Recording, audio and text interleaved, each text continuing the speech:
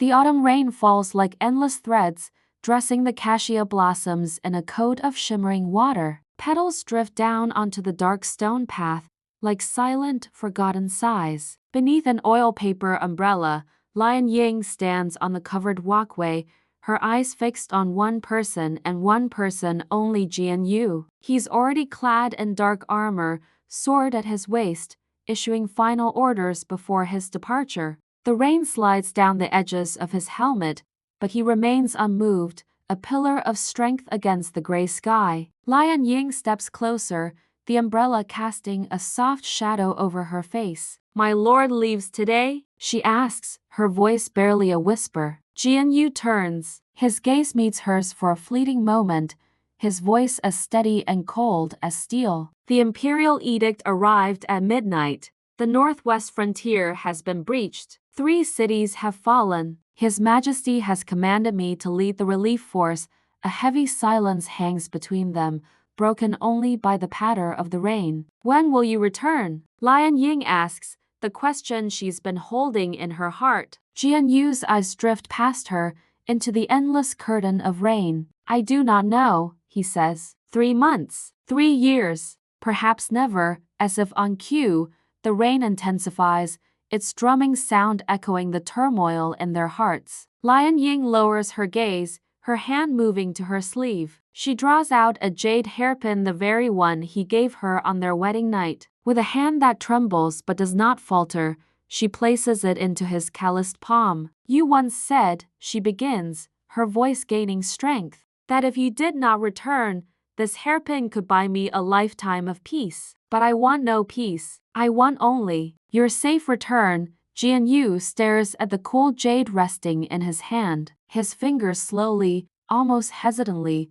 close around it. For the first time since she has known him, he doesn't pull away from her touch. "Lian Ying," he says, his voice so quiet it's nearly lost in the downpour. "I never thought anyone would speak such words to me." He lifts his head, and in the dreary, rain-soaked world, her eyes seem to be the only source of light. "If I live to come back," he vows, "I will use this hairpin to dress your hair once more." Tears well up in Lian Ying's eyes, but she doesn't let them fall. Instead, a small, brave smile graces her lips. "Then it is a promise, my lord. Remember your words." He gives a single, sharp nod, then turns and walks towards the stables, his figure quickly swallowed by the intensifying storm. A promise hangs in the air, a fragile thread of hope in the face of an uncertain future. That night, the candle flame in Lian Ying's chamber flickers, casting dancing shadows on the walls. She sits before her bronze mirror, her face pale in the wavering light. With slow, deliberate movements, she unpins her long hair, letting it cascade down her back like a waterfall of black silk. Then, she picks up a pair of scissors. The sharp, metallic snip echoes in the quiet room, a stark counterpoint to the relentless drumming of rain outside. One lock at a time, she cuts. Her movements are methodical, filled with a silent, unyielding resolve. She doesn't stop until her hair is trimmed to chin length. The woman in the mirror is gone. In her place is the faint, androgynous outline of a young man. From the bottom of a heavy chest, she pulls out a set of plain, gray-blue robes and a simple belt. She binds her waist, tucks the rest of her hair under a cloth cap, leaving no trace of the gentle lady she once was. Before leaving, she hesitates for just a moment. She takes out the jade hairpin, his promise, and carefully slips it into the deepest fold of her cap, hidden from sight but resting close to her heart. Gazing at her new reflection, a stranger looking back at her, she whispers to herself, her voice a soft breath of determination. "A lifetime as husband and wife. I cannot let him face the rain alone."